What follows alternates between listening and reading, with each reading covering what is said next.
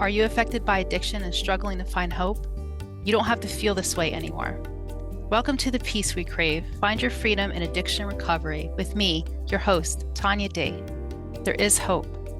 As a spiritual life recovery coach, I use a unique holistic approach of meditation, Reiki energy and sound healing, and spiritual life transformation to help you find peace and serenity. If you are sick and tired of feeling sick and tired and have had enough, I get it. I've been there, and I can provide a listening and sympathetic ear. Creating calm in your recovery is possible. If you're ready for help and hope towards your freedom in recovery, join into the Peace We Crave show with me as I help you find your freedom in addiction recovery. It all starts now. Wow. Hey, everybody. Welcome. I'm Dr. Pat, and I get to take this wonderful journey with the most incredible Tanya D. And Tanya, before we start, I want you to make sure you give out your website and give out how people can connect, because I know that during this show, we're talking about emotional sobriety. However, this is 101 things that your sponsor or your program never told you about emotional sobriety, right? I don't know why that is, but it is the foundational piece. So before we get started, because this is extremely important, it's extremely important to get you to the table. But this is the one thing that will help you stay sober. So how do people find out more about you? Let's start with that, and then we're going to dig right in. All right, great. Thank you so much. My website's the best place to find me, www.thepeacewecrave.com. It's the best way. I'm on social media all over the place. The Peace We Crave. I mean, you can find me anywhere. So. Okay. Now, I gave my view of what I think about the topic for today. And I don't know how long it was, how far down the rabbit hole I was before the words emotions even came to the table. But this is really something that you integrate and lead with to help people understand this. So let's talk about emotional sobriety. What does that mean to you? What does that come to mean to you now? Yeah, it's something that when I first got into recovery, I never thought that I would be talking about something like this, let alone being okay with it. Yeah. And it's, as when I'm using a substance, I don't want to feel anything. I'm using to numb out. I don't want to feel a thing. I want to just disappear into my, whatever it is of that drug of choice that day. So, the feelings were just never, ever a thing that I even understood. And it's interesting, when I first got into recovery, people would go, "How do you feel?" And I go, "Oh, I'm fine." And they say, no, honey, how do you feel? And I'm like, I have no idea. I don't know. What's a feeling? I couldn't even, it was so bad, Dr. Pat. I couldn't even label what it was. I couldn't even label how I was feeling.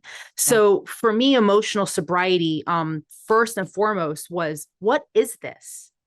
I'm feeling this way. What is this for me? And I thought I knew what happiness was. I thought I knew what being afraid was. I really didn't until I didn't have my drug of choice anymore to run to and, help comfort me. My best friend went away. So I had to start labeling these things. I had to start really paying attention to how I was feeling. And it was, oh my gosh, it was so freaking scary. Like that first year of recovery, I was like, what is this? I don't understand. And I couldn't even put words to it. But the biggest part was, for me, was just starting to notice it. Yeah. And starting to notice it was the critical piece before even labeling it. That really, really, really was the biggest thing. And it was like such an eye-opening thing, because it's so easy to do. It's so easy to be like, oh, okay, there it is. What is that? That happened before. What was it like? And then I start noticing these things, and I'm picking them, and I'm remembering it because I'm not using a substance to blot out my memory. So I'm able to start to get some tools in my toolbox, just noticing how I'm feeling. Yeah. But, we touched upon this. I want to ask you about this, because this is like the coolest thing to talk about, because when you're used to numbing all of that, it's like a brand new thing. It's like, what? My heart hurts, right? Do you remember that time? Like, what? My heart hurts. And, I mean, I don't, tell me this. I rarely cried. And then once I learned to cry, I cried a lot. I still cry. But you see, that's just one thing. People may be looking at us saying, what the heck are these two talking about? But when you numb yourself, you numb yourself. End of the story. You cut off most of your life. Emotions are part of it. So, let's talk about now the fact that the genie is out of the bag because this was never talked about much. And now it is. So, why is it so important to us now? What happens when we discover feelings? Oh my gosh. Yeah. So a lot of things can happen. Sometimes not so great because I don't know how to react. I don't know what to do. And sometimes things are great. Like I just remember that first time, I feel like I've said this before, but the first time I really noticed that like the sky was bluer and the grass was greener. And I got this feeling of like love in my heart. And I was like, oh, what's that? I mean, I've kind of felt these things, but not on such a deep level. And it was just so important for me to just notice them and start to label them and even start to say them out loud to people. Like, is this is this what it is? Is this how does it feel for you? I don't I mean, I don't know. But I know I'm laughing a little bit, but I'm not laughing. I'm laughing at myself because that you're absolutely right. We're in an area now that is foreign to us, right?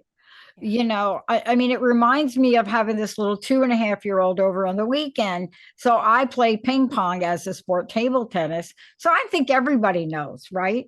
So this was my first introduction. This little child didn't understand what a ping pong ball was or a bat. Now, this is a really smart kid. So within no time, she was hitting the ball. But, for her, it was a new experience. Like, what is this? I don't mean to downplay this, but I really want to get at this. This is really a baby step in sobriety. And I want to emphasize that we're laughing a little bit about it, but it was really no laughing matter to have these feelings come up. And I tell you, I lost my mom in my first year and my sister in my second. And I'm telling you, I was like, what is happening? Right? But how do you tease this apart for people? How do you get to these trigger reactions to things? So I take a pause. The biggest thing I learned in recovery is, oh, I'm feeling something. Okay, let me pause, notice it. Let me try to put a label on it. Let me try to see what this is. And the biggest thing too is the hardest part is not reacting. So I don't know. I was such a crier when I was new in recovery. I was crying before. I'm still crying. But then there was it was like horrible, ugly crying. And I didn't understand how actually therapeutic that was for me. Yeah, Like I ugly yeah. cried this weekend because I had to. And and it's something that I can just do. And I don't have to react in the sense that I don't know about you, but I came in very angry as well. I was like angry at everything. I Oh, hated you. I yeah. hated the world, but I didn't have to God react. hated Oh, God. please, how society treated women. Oh, let's not even get me started. Right. So there Right. was so many things for me to be angry about. And I hated myself. And I just like stopped reacting so much to that. It was almost like I had the emotion or the thing. And this has taken a long time to do. I had the emotion or thing. I kind of put it like on this little shelf next to me. And I kind of just had it there. So I didn't quite have to do anything with it just yet. I could just have it there. And that helped a lot, just kind of compartmentalizing it in a way until I was ready to actually deal with it. Because Oh, the first like year or two, like you said, if those things happened to me, I probably would end up in a mental institution, to be honest, because I was just so raw. I just didn't know. But the yeah. compartmentalizing and kind of like putting them in like a little area to be like, okay, they're here, but I'm not going to react to them right now. I'm just going to pause and I'm going to let them be. And then maybe at some point, when I'm got my big girl pants on or something, I can maybe deal with Yeah. them. Yeah. Let me ask you about this because I didn't really get really, I didn't have a spiritual infiltration system until, let's say, maybe 7 years. That's when I had my real spiritual awakening. But it's not that I didn't really immerse you. But look, if you walk in those doors, there's something spiritual happening and get you there. I'm just saying. But I wanted to ask you about this because I had this sense in some arenas that it's all good. It's all good. Some of the spiritual practices that will come out and say, it's all good. Don't worry about it. Right. I want to talk about this for a minute because I want to be very clear that there are ways to let go of things without bypassing them. Talk about spiritual bypass for a minute because you are a spiritual coach, right? This is the approach you take. So this has got to be a topic that comes up a lot for you. Yeah, it really does. I see people, and it's the one part of, if anybody's a 12-step person, it's the one part of 12-step that I cringe because people go, oh, you're not feeling a certain way, you're feeling bad, just go help somebody else. And that's fine to a point, I guess, when you're newer or when you're really not sure or you're kind of just, trying to feel your way through. But at some point, and I've seen it a lot, where people just continue to do that for the years and the decades and then decades. And then they're just like, it's just like they're just these voids that just kind of like exist, and they just go and do things for people. And it's like, okay, but how do you feel? And they don't even know. They've never processed the feeling. They've stuck into my little box here and they've never done anything with it. They've just never actually been able to acknowledge what these things are. And then the biggest thing is getting to acceptance, right? Getting to acceptance. This is how it is to feel this way. It sucks to feel pain. It sucks to feel sadness. It sucks. But if I don't feel that sadness, there may be some joy around the corner that I'm not going to experience because I'm too busy helping somebody else, or I'm too busy distracting myself from how I'm feeling. And I'm too busy. I can't look at it because, oh, it has to go away. It's bad. It has to go away. But unfortunately, I hate to break it to people, but we're human beings Yeah. and we Yeah. have feelings, and this is what it is. Yeah. I mean, I think you're hitting a really good point that doesn't come up that often. When we're talking about emotions, we're talking about the wide range. And I mean, this isn't like being a cherry picker.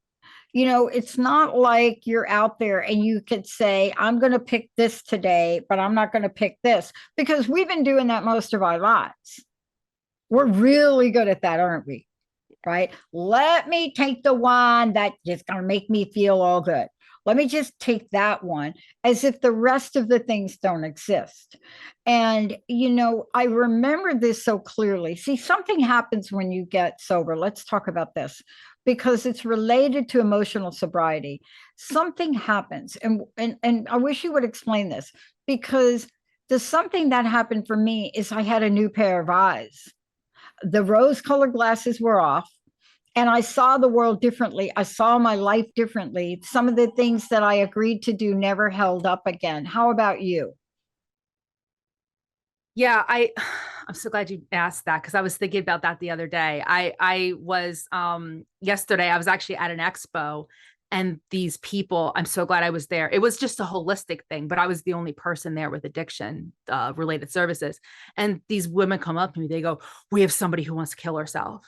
And I go, "Oh my gosh." And Sheila comes running over and we have this beautiful conversation. And I was just so glad that I was there to actually like help her with that and like be there with her for that. But it's interesting how I've shifted my thinking so much where I feel such love and compassion for these. I never felt love and compassion for anybody. I was like, everybody sucks, forget all these people and nobody's like me, I'm whatever. And now I just have this love and compassion for especially people that are sick and suffering. I mean, I will I've let people say sometimes the meanest things to me because I'm like, you know what? If that's what you need in order to feel better and you're not going to use today, say whatever the heck you want. I don't care because I just want you to live because you're so beautiful. And they say that God loves drunks and babies. And, you know, like I just, the word is such a special position being, you know, whatever your drug of choice is, it doesn't really matter. It doesn't. We're in such a special position to be able to really understand each other and really help each other. But what you're talking about, I want to talk about this. We're going to take a really short break for people to get to know more about you. But what we're talking about here is what I call the bridge, you know, the sobriety bridge. And there's only one sobriety bridge for me, and you happen to be talking about it today. Of course, there are many. I don't want to sound like there aren't, you know, all roads lead to home, but there is a sobriety bridge. And there's this one bridge that you go across, and you really must go across this bridge. And it's the bridge that, you know, Tanya is talking about today. So you're listening to the Peace We Crave with Tanya D and me, Dr. Pat. We're going to take a short break because this is the bridge. And believe this, we're talking about people in sobriety, but what we're talking about is for all y'all. It really is, all you. And if you are even close to somebody that's on the sobriety journey, you're going to need to learn about the stuff we're talking about to understand the dynamic of it. When we come back, how do you cross the bridge? How do you get emotional sobriety? When we come back, Tanya's going to walk us through the emotional sobriety checklist. You're going to want to listen to this and write it down. Let's take a very short break, Emily. We'll be right back.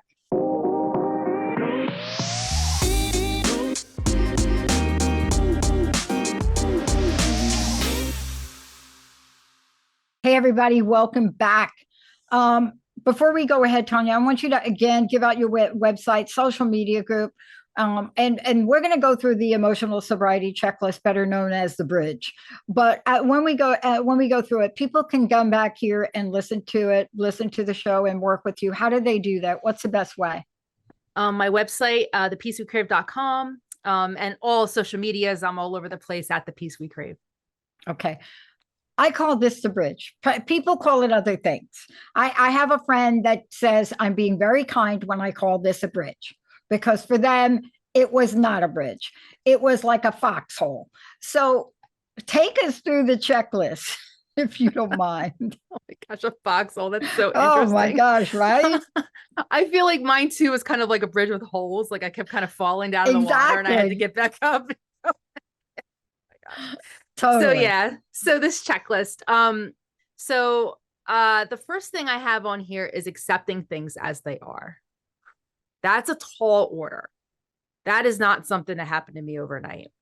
No. But the more that I'm able to just say it is what it is. I also say, you know, in my spiritual program, everything is already happened. There's already been a plan. So some very smart women said that to me very early on. It's already been preordained. You just got to go with the flow. Yeah. Yeah. Yeah. So accepting things as they are. Yep. And then no longer holding on to the past. Oh my gosh. Like if you can get to this point, oh my gosh, it's so freeing when the past does not control my life anymore. And I'm still actually on that journey. I'm sorry. That is like a daily practice. Right? Right. Yes. Let's just be clear to people. This is all the time. In progress. Yes. And I'm on this path right now of no longer accepting my past, because my past, there's some not so fun things that happened. Right. And which is, you know, everybody has their story, and I'm just doing my best to try to not let it control me anymore. Not let it be that thing that's going to take me out, because I can't, I don't want to be taken out. I want to, you know, I want this life thing. Yeah. And then being able to face your emotions without pushing them down. Oh my gosh. All I did was push them down when I used. That's what I did. So just seeing them and being able to face them and then doing what you need to do. So if it's like this weekend when I was ugly crying and I had to lay down for an hour, well, hey, that's okay, because then I was able to be present in other aspects of my life and I was able to do what I needed to do. So, you know, I faced the thing and I didn't push it down.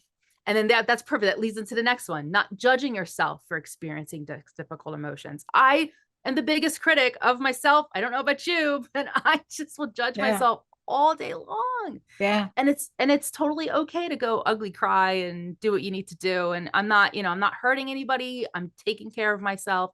And biggest thing is I'm not judging myself for it. Yeah. Yeah. And then being able to reflect on what may have caused you to experience a certain emotion. So go back to the past thing. The past is, oh gosh, there's a big Yeah. a lot Yeah. of really deep stuff I have there. had to get a lot of help with this one. And I Mm. just want to say this for people. This idea to reflect on what have caused your certain emotions, this is where you get help. You work with Tanya, you work with somebody. This one is excruciatingly difficult. And I do not believe you can get there by yourself because our natural reaction will be to cut those painful things off and you will not remember them. So the idea you're talking about is let's get at the root cause, right? Right. And not be on that judgment train. You want to talk about a bridge judgment train, right? I'll just bring Right. that in because, I could ride that all day long and then I Yeah. won't be able to really look at the thing and get the help that I need. Yeah, totally. And then having deep, rich connections with other people like that has enhanced my life more than I ever thought. As much as I say I hated people when I came and I did. And now I just have this love for people and I have these Yeah. connections and like me and you even connect, right? And we've never met Yeah. in person, but like No, we connect in such a way because we understand this language of the heart that we're talking about. that's right. So, yep. So that really deep connection and then not blaming others for your actions. Take it. I want y'all to take a deep breath right Yeah, now. this is a lot. You know, This is a take lot. a deep breath right here. Let's just call this the 2-minute warning right Yeah, here. right. Because listen to the words that Tanya's saying, not blaming others for your action. We've gotten so good at blaming that we think it doesn't sound like blaming anymore. I mean, Exactly. we've created this whole new characterization, which we don't realize it's blaming, Yep. right? I'm sure you're going to add complaining to that one too. Yeah. Yeah. Complaining. Oh my gosh. Oh, I but you complained. but don't you have to get to all of those before you can get to appreciation and gratitude? I mean, Oh, if you're not absolutely. cleaning those things up, then this is why I'm saying this 2-minute warning at the football game. If you are not looking at the ones that Tanya just said right now before, the next ones you're going to have a tough time with, right? Yeah. Yeah. And that appreciation and gratitude, like we only have this right now because we've done this kind of stuff when we looked at those things, right? So Yeah. this is not, I just want everybody to know these are not things that are going to happen overnight. This takes a lot of work, working with other people, getting support in what you need. And and the last two here, the last one, second to the last one, you're able to regulate your actions. Oh my gosh. But we should I'm, do a whole show on that. oh my gosh. We could do Seriously. a whole show on, let's do a whole show on that because even the best people in sobriety think they're regulating their actions. And the next thing you know, I mean, look, the next thing you know, they're throwing a big book at you. And so, this is one of these things that you really have to understand are all emotionally related, right? That's a Yep. big one. Absolutely. Yeah. I remember the first time someone said something nasty to me at work and I didn't react in a horrible way and like try to like take a swing at them because that's what I used to do. And I'm just like, oh my gosh, I didn't have to do that. That's amazing. I know. I So mean, good. look at, and we do stupid things, right? Like I remember going after about a 330-pound guy with a pool stick. But you see, all of this is part of this last one. Talk about the last one because this is really the end game, isn't it? So not letting those strong emotions dictate your Yeah. behavior. Yeah. Yeah. I can have all the emotion in the world about something, but it does not mean I need to say something inappropriate or I need to take a swing at somebody or Yeah. whatever in the pool or whatever it was. Like Yeah. I don't need to do those things. They don't have to, my emotions don't have to rule my life. Just because I'm feeling them and I'm noticing them and I'm having them here doesn't mean they have to rule my life and rule my behavior. Yeah. And I want to be very clear about this. I know we've only got a couple of minutes left and we're going to leave you with a very powerful closing message, but I want to be very clear about this. We are not talking about being doormats. Susan Dene talks about this a lot. We're just, in her words, she would say, you just don't want to be the bulldozer.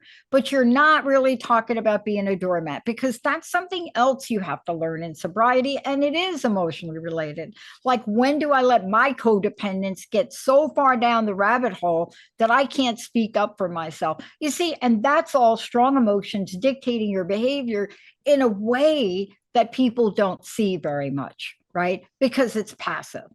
But it all needs to be taken care of, doesn't it? Yeah, absolutely. Yeah. Oh my God. We talked about a lot. Before we go to the closing message, which is a powerful one, please tell everybody how they can work with you, how they can connect with you, because connecting is so important. Yeah, and connecting is something that's going to help you with your emotional sobriety. Yeah. I can't do it without other people. So thepeacewecrave.com, you can find me there. All my contact information is there, and of course social media, just the Peace We Crave. Yeah.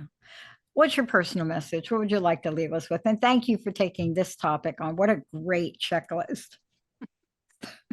So if anybody out there is struggling and you need to find hope, you're like, how do I get this emotional sobriety thing? If you're sick and tired of feeling all this certain ways, had enough, you don't have to feel this way anymore.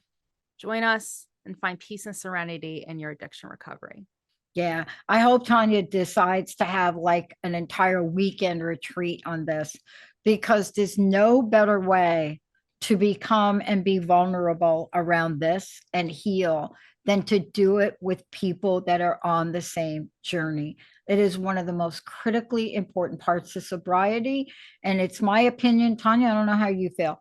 It is my opinion that without this, it is a really, really tough road to stay sober, right? Yeah, it is the crux of my sobriety. If I didn't have this, I don't know where I'd be. Yeah, that's why I play ping pong. Tanya, thank you so much. For everybody out there, remember, this is the emotional sobriety checklist. If you've missed any part of this, please get a hold to Tanya, and also re-listen to this again, pass it on, connect with her, and whatever you do, the peace we crave, do not think you have to take this journey alone.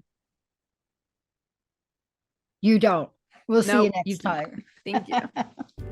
You've been listening to The Peace We Crave, Find Your Freedom in Addiction Recovery with me, your host, Tanya D, on transformationtalkradio.com. Tune in the first Monday of each month at 3 p.m. Pacific, 6 p.m. Eastern, as we take you on a spiritual life recovery coach journey and share unique holistic approaches. Let's stop struggling in recovery and restore hope. Join us for each show as we design a pathway to peace and serenity in addiction recovery. You don't have to struggle in recovery anymore. Let me help you find the peace we crave. For more information, visit thepeacewecrave.com.